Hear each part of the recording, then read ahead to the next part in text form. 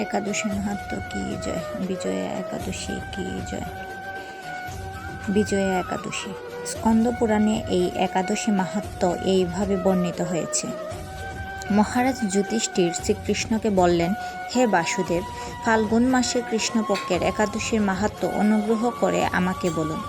শ্রীকৃষ্ণ বললেন, হে যুধিষ্ঠির, এই একাদশী বিজয়া নামে পরিচিত। এই একাদশী সম্পর্কে একসময় দেবর্ষি নারদ স্বয়ম্ভু ব্রহ্মাকে জিজ্ঞাসা করেছিলেন। তিনি এই প্রসঙ্গে যা বলেছিলেন তা আমি এখন তোমাকে বলছি। এই পবিত্র পাপ বিনাশকারী ব্রত মানুষকে জয় দান করে বলে বিজয়া নামে প্রসিদ্ধ। পুরাকালে শ্রীরামচন্দ্র 14 বছরের জন্য বনে গিয়েছিলেন। সীতা ও লক্ষ্মণের সঙ্গে তিনি পঞ্চবটী বনে বাস করতেন। সেই সময়ে লঙ্কাপতি রাবণ দেবী সীতাকে হরণ করে। সীতার অনুসন্ধানে রামচন্দ্র চতুর্দিক ভ্রমণ করতে থাকেন। তখন মৃত পায়ে জটায়ুর সাথে তার সাক্ষাৎ হয়।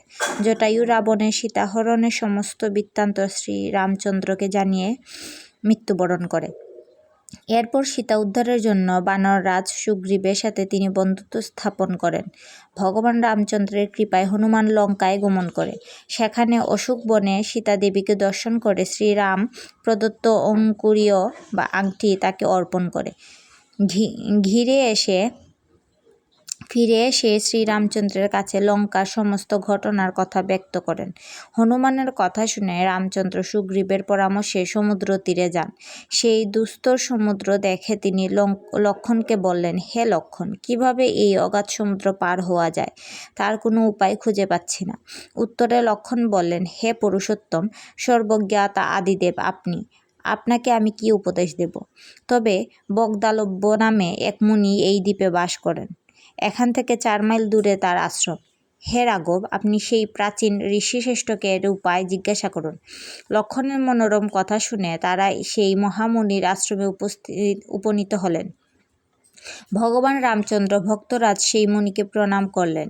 মুনিবর রামচন্দ্রকে পুরাণ পুরুষ বলে জানতে পারলেন।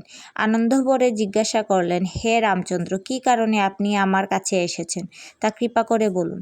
শ্রীরামচন্দ্র বললেন, হে মুনিবর, আপনার কৃপায় সৈন্যসহ আমি এই সমুদ্র তীরে উপস্থিত হয়েছি।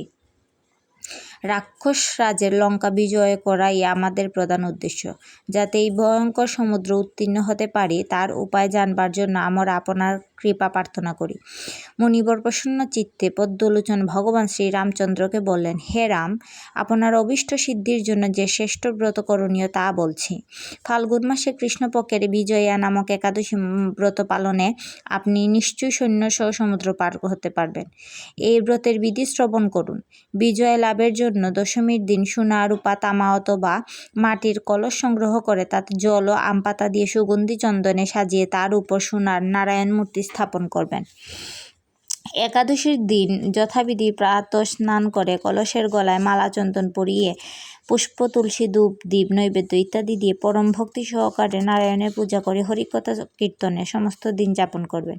রাত্রি জাগরণ করে অখণ্ড ঘি প্রদীপ প্রজ্বলিত রাখবেন। দ্বাদশীর দিন সূর্যোদয়ের পর সেই কলস বিসর্জনের জন্য কোনো নদী, সরোবর বা জলাশয়ের কাছে গিয়ে বিধি নিয়ম অনুসারে পূজা নিবেদনের পরে তা বিসর্জন দেবেন। তারপর ওই মূর্তি বেদজ্ঞ ব্রাহ্মণকে দান করবেন। এই ব্রত প্রভাবে নিশ্চয়ই আপনার বিজয় লাভ হবে। ব্রহ্মা বললেন, হে নারদ, ঋষির কথা মতো ব্রত অনুষ্ঠানের ফলে তিনি বিজয়ী হয়েছিলেন। সীতাপ্রাপ্তি, লঙ্কা জয়, রাবণ বধের মাধ্যমে শ্রীরামচন্দ্র অতুল কীর্তি লাভ করেছিলেন। তাই যথাবিধি যে মানুষ এই ব্রত পালন করবেন তাদের এ জগতে জয়লাভ এবং পরজগতে অক্ষয় সুখ সুনিশ্চিত জানবে। হে যুধিষ্ঠির, এই কারণে এই বিজয় একাদশী ব্রত পালন অবশ্য কর্তব্য। এই ব্রত কথার শ্রবণ কীর্তন মাত্রই বাজপেয় যজ্ঞের ফল লাভ হয়। হরি বল, হরে কৃষ্ণ। জয় বিজয়া একাদশী মাহাত্ম্য কি জয়।